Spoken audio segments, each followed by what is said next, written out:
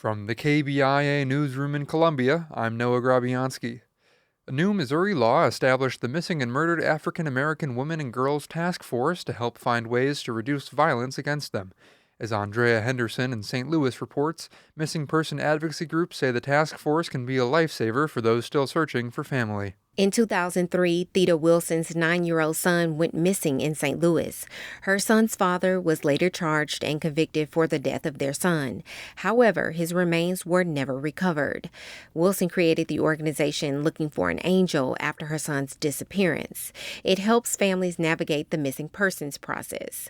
She says many Black families encounter multiple challenges with law enforcement when trying to locate their loved ones. There are children that are missing. Just because they ran or just because you think they ran does not mean that they don't deserve the attention that they are entitled to. Wilson hopes the task force holds law enforcement accountable for the way they search for Black women and girls versus white ones. I'm Andrea Henderson, St. Louis Public Radio.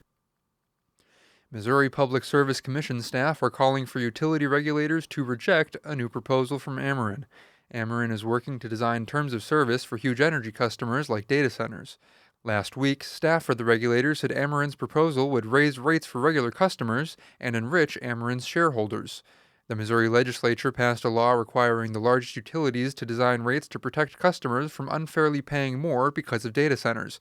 But the Public Service Commission staff say Ameren's initial proposal missed the mark. The USDA has extended a comment period on a controversial plan to shake up the U.S. Department of Agriculture. The Trump administration wants to reorganize the USDA, closing buildings in Washington and sending more than half the agency's jobs to 5 cities across the country. Kansas farmer John Thamer likes the idea of getting USDA staff closer to farmers and sharing the wealth. I'd like to see Kansas City have some of these jobs, as well as Raleigh and Indianapolis and Fort Collins and Salt Lake, and spread that out a little bit. Opponents say the plan is vague and that it was hatched without input from legislators or farmers. They say it would trigger a new flood of resignations at the USDA, which has already lost nearly 20% of its workforce so far this year. Oral arguments begin tomorrow in a free speech lawsuit filed by a Palestinian student group against the University of Missouri.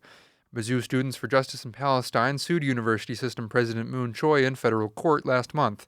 Their lawsuit alleges that Choi violated the group's First Amendment rights when he prohibited them from participating in last year's homecoming parade.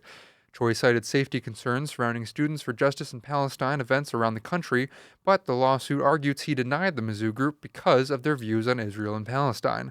The student group is being represented by the Washington-based Council on American Islamic Relations. They're looking for monetary damages, and they want the university to allow them to participate in this year's parade. I'm Noah Grabianski, KBIA News, Columbia.